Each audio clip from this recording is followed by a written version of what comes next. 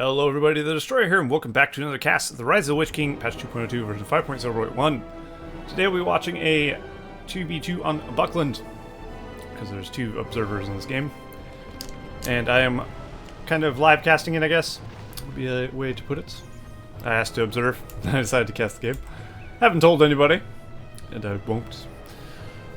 If it's a terrible, terrible game, I won't cast it, obviously, but should be good. So, our first player is Megrim. In the top left is Mordor. And his teammate is Belsebub in the top right. Both players pretty good. I definitely know Belsebub's good. Megrim, I hear he's pretty good as well. King of Rise of the Witch King. Or Rise of the Witch, since the K doesn't fit. There's Isengard in the bottom left. Bottom right. And in the bottom left is Asba, who is also pretty good. So all four of these players are pretty good, I would say. Pronostics? I'm not sure what that means, to be honest. I'll just ignore that. Let's see. We have Orc Warriors coming out for, was that Megrim? Yeah.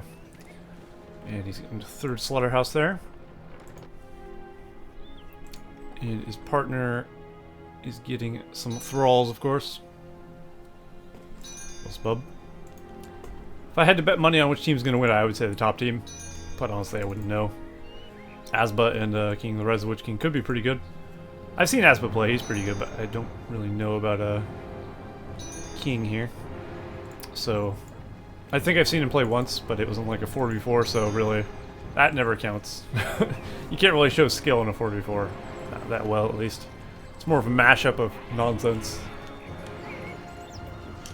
I'm not saying you can't be skillful in a 4v4, but generally speaking, it's a lot more prevalent to what you're doing is more important in a smaller game, as you would expect, because you don't have as many teammates to carry you. So we got some Wildmen out from Isengard here. So he's going for the Wildman start with the old Axe clan setting there. He's also going for an Uruk Bit. We have two Goblin Caves for Asba, who's getting third, and continuing to get Goblin Warriors out and about. And he's already got some in Megrim's base there, starting to raid some farms, slaughterhouses. And Megrim does have some Orc Archers, which is good. Definitely need those to counter the old Goblin spam. Definitely helps. And he is sending Orc Warriors into the base to raid as well. Looks like a war chant was thrown down on him and his partner's guys, which is nice for him. It's nice to group up two of your battalions of your teammate and yours, and then use one war chant to get both of them. It's like war chant, and war chant. War chants across the board, as you would expect, generally speaking. Sometimes an Isengard player will go for a Creebane, but most of the time, it is war chants always. We got some Rudar Axe Throwers. That's what they're called, right? Yep. To counter the Wildmen there. Not quite cutting it though, because they are war chanted. And they do take that mill.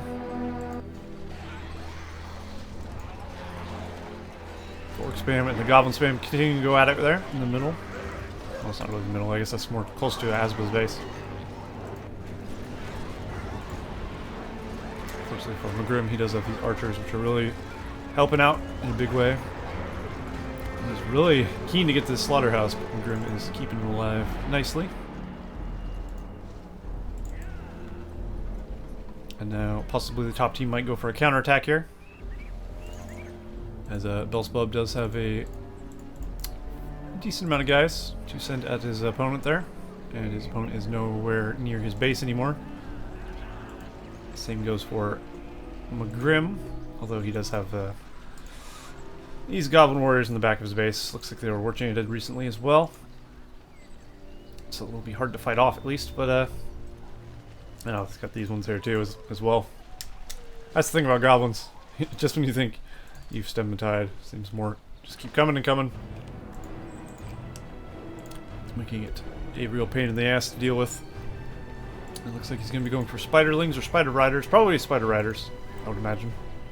But you never know. Isengard has claimed the outpost, and he's held it for a little bit, so he's at least got the money out of it for a while. Although, looks like Belsebub will take that down to negate any more income to King of Rise of the Witch King. I'm just gonna call him King. Just a shorter name there.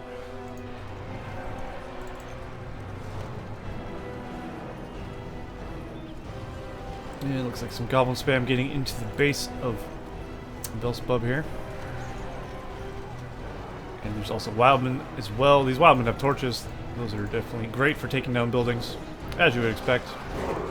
Setting a building aflame tends to help damage it a little more than you would normally just by smacking it with a club. So, there you go. And he will take this Hall of the King's Men down, which is a pretty big loss for Belsebub there, I would say. Meanwhile, looks like Megrim is pushing in on Asba, doing a pretty decent job of it as well. His archers really carrying their weight, although they will start to take some damage very soon if he keeps them there. So these goblin warriors. We'll get some crossbows coming in as well to help defend. Those will pick off those goblin archer or orc archers pretty easily. And I think Megrim's guys will be cleaned up down here fairly quickly, especially with the help of Isengard's crossbows. It looks like Angmar has cleared his area of wildman filth. Or at least Isengard wildman filth, since Rudar men are wildmen themselves, more or less. Not quite cleared up. Looks like Megrim is chasing off Isengard's crossbows, immediately encountering Asba's goblin warriors. Of course, employing their poison blades to do as much damage as possible. The poison blades of goblin warriors is just nasty. Looks like those guys didn't quite get to use it, but they were killed off fairly quickly anyway. Another horde of orcs coming in. Those guys will deal with those goblin warriors easily, and then these guys will continue the battle down here. Meanwhile, Belsebub is pushing in on King here, the Isengard player, and seems to be doing alright. King does have some crossbows over here and here, though, and they are fairly effective at taking down thralls. Thralls are very weak, so as you'd expect, crossbows pretty good against those. These unarmored units of Angmar just get absolutely wrecked. Though he is going to need more men on the field. He's getting more crossbows and more wildmen, and he's got another clan setting to increase his wildman production. Possibly he should cancel one of those and queue up one there. There you go. You need to cancel, you just had to wait. Looks like Bels might get this furnace if he stops there and attacks it. Looks like he's going for something else. Nope. Going back. I think Isengard will be fine over there. Meanwhile, Asba's got spider riders now. That's going to make a big difference, as Mordor does not have any counter to that. There's no pikemen. So either he's going to need to get some Easterlings, which, oops, shit, I clicked the wrong button on my mouse there. He hasn't thrown down a Haradrim Palace yet, so perhaps he doesn't feel he needs to. Or he has something else up his sleeve. Although the spider riders are going to do a lot of damage. They will get stuck in between, amidst all these orcs, though, so you just have to be a little bit careful of the spider riders. But they can also be turned into bow mode and just sit there and fire away from the hordes, as well as charge in and kill a lot of guys. So really, spider riders are going to be pretty effective, I would think. Megrim has a lot of orcs, that's for sure. There's no way he could trample all of these with that amount of spider riders, I would imagine. Kill a lot of them, but you might lose the spider riders in the process. Is that worth it? Considering how much spider riders cost compared to orcs? Probably not, if you think of it that way. Nice war chant as the spider riders ride through there, getting him and his partner's stuff. Like I said, very nice teamwork with the old powers. It looks like Megrim is pushing in on Asba here. Asba doesn't have a huge defense. He does have a battalion of spider riders at least. But if he charges into this orc clump, he's going to get stuck. And I think he realizes that. Maybe he's trying to get around there to get the archers if he can. That would be really helpful for him, of course. It looks like Asba and King are pushing in towards Belsebub's base. So possibly Belsebub could take some big damage here. But Belsebub is getting Dark Rangers out. He does have a level 3 Hall of the King's Men, which is going to prove extremely useful against these crappy units. Assuming some Spider Riders get sent and absolutely destroy them. Nice charge there from the Spider Riders, killing a lot of orcs. Going back through for another run. And there you go, yeah. He has enough Spider Riders to the point where he can run through these armies now. If one battalion won't get the rest, the others will. Good counter to Spider Riders, though, is Mouth of Sauron, though, I would say. He does help quite a bit. And of course, you need the Easterlings, which he is going for. So that's good to see. He's reacting accordingly.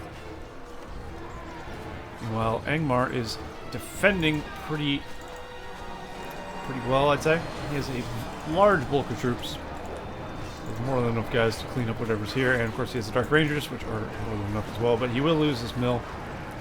It's pretty much guaranteed there, I'd say. Most certainly. Yep, that is a bit of a loss. I mean, he is running off, what, 2 mills? Yeah. So Belsebub not doing so great in the economy sector. It's got to be said. Compared to Isengard, who has lots of furnaces over here. So give a bit of a counterattack by Goblins. Not a huge one, but some. So Spider Riders being sent in. Of course, they will need to be careful now that there's pikemen in the mix. And Mouth of Sauron as well. He can't be trampled by Spider Riders, of course, so they'll be kicking their ass. So you get level 3, level 4, he gets Doubt, which will be extremely useful. You can throw that down on all the Spider Riders, or what have you, while they're bulked up, and cause weakness to the whole battalion, whole group of them. Isengard's still pushing in on Angmar, doing a lot of damage. He does have Wildmen with torches now. Belsebub is probably in a lot of trouble. I don't think Belsebub can actually fund the armies necessary to counter Isengard here. But he does have an army himself. He's just trying to counterattack. Looks like he did kill a builder there. Unfortunately for him, though, his base is taking a lot of damage to Wildmen with torches, which really is not great for him. He does have some Dark Rangers here, though, and they should clean these up before he loses his Hall of the King's Men. That is level 3. So that's good, but he definitely needs to get his economy back on track. He does have a lumber mill to make up for it. Okay, he's up to 3 of these now. 4? Alright, he's getting there. And with the lumber mills, I think he'll be okay in the economy front now. Especially since thralls are so cheap. He should probably be fine. You don't need too much. Of course, Dark Rangers are cheap. So no money for those. Spider Riders keeping them in bow mode. Smart play by Asba. Letting the troops of Isengard tank the damage. We have Wildmen summoned in the back of Mordor's army there from Asba. Looking to take some orc lives there. Enchant going down on Megrim's army. I think Mordor should be cleaned up in this engagement. I would guess, at least. Mouth of Sauron could throw Doubt down on these guys, but looks like Asba does move these away. Good play, because he won't get doubted. Of course, he can use them to trample the remaining orcs. The orcs were actually winning the fight, though, sadly enough. Of course, they will overpower goblins when they have their war chant on. Well, Belsebub taking a lot of damage by Isengard's invasion. Looks like Belsebub summoned some whites. He's very close to losing this Hall of the King's Men. If he does, that's going to slow him down and throw his momentum off quite a bit. Looks like he will fend off his enemy, though. At least for now. Immediately throwing down another mill. Good idea. And so his economy to keep going. Grim sending some orcs across the map to try and destroy a Furnace King, but not going to quite get it. Sauron's still level 4. And we do have a Fell Beast out for Megrim. That should be pretty effective, especially against goblins. I mean, Goblin Spider Riders can use bow mode, but they're really not great at it. If there's enough of them, though, they will bring this down, so he does need to be careful with it. Throwing down the Tainted Land to increase the bow damage, and of course this foe beast will need to get the hell out of there very quickly. And he will do so. You do have to be careful, of course. You're fighting lots of spider riders. So there's a volley there, taking a lot of lives. Long shot, of course. That's the name of it. I never get the right name the first time. Whatever. Let's take a look at powers real quick. We've seen most of them being used, but we'll take a look anyway. We'll take a look at economy as well. We have about 500 to 550 for Asba, who has Wildman, Scavenger, which is extremely useful for Goblins, of course. And Tainted Land and War Chant. 2 power points remaining. Megrim, the Mordor player in the top left, who is currently invading Asba's base pretty effectively, I'd say. There's not much here for Asba. He has industry, so he's definitely running off some good money there. Rally call, or War Chant rather. I have Sauron, Tainted Land, 3 power points remaining. He's at 659 at 675. King, Isengard player. He's got Horde Riders now in the field. That should be useful. Assuming he doesn't run through too many of these Rudar Spearmen. Has Wildman, of course, War Chant, Creebane, 4 power points remaining. He's got 400 to 550. Or 500, rather. And, of course, Belsebub, as you would expect, is sitting at 475 because he has the weakest economy as out of everyone. As he has been hit pretty hard. Losing a lot of his farms. He's getting them back, though, but of course he will need to level up once again. And he is at 357 of 475. He has Summon Whites, Fell Wind, War Chant, and 8 power points remaining. So he hasn't bought the Snowbind. He could need it later if he doesn't want to lose this, but it doesn't look like he needs it as of yet, so he could save it for something more expensive. Definitely a hard-fought battle over here, on both sides actually. Looks like Belsebub actually going for a counterattack here, although King has a lot of Isengard troops ready to intercept. Also Megrim sending in some orcs again. It's a good thing about having a Mordor teammate, they can send a lot of guys everywhere. Does he still have his Fell Beast, I wonder? It is possible Megrim lost his Fell Beast. I don't see it. Unless he's dismounted him and he's on the ground somewhere. No, there he is. He definitely has not lost him. So he has Fell Beast and the Witch King, Witch King. He wished he had the Witch King. Not the Sauron. Witch King would be amazing against Goblin spam. As he has that giant AoE. I wouldn't send him in by himself, per se, but because he'll take a lot of Goblin blade and their poison blade damage, which is never ideal, but he won't die to that. But he doesn't have it. But someone else has a Witch King. King has has the Witch King there. Looks like he may be giving up here. Yeah. King is saying GG. As Belsebub did have the Witch King there. Looks like the bottom team is defeated. So well played to Megrim and Belsebub. And that is who I thought would win that match, to be honest. I mean, Asba and King did pretty well. But in the end, they were overwhelmed. Of course, the addition of the Witch King and a Fell Beast for the top team kind of sealed the deal there, I would say. But yeah, that's been a cast of Rise of the Witch King, patch 2.02, version 5.0.1. And I will end the video as soon as the screen comes up. There we go. I will see you guys next time.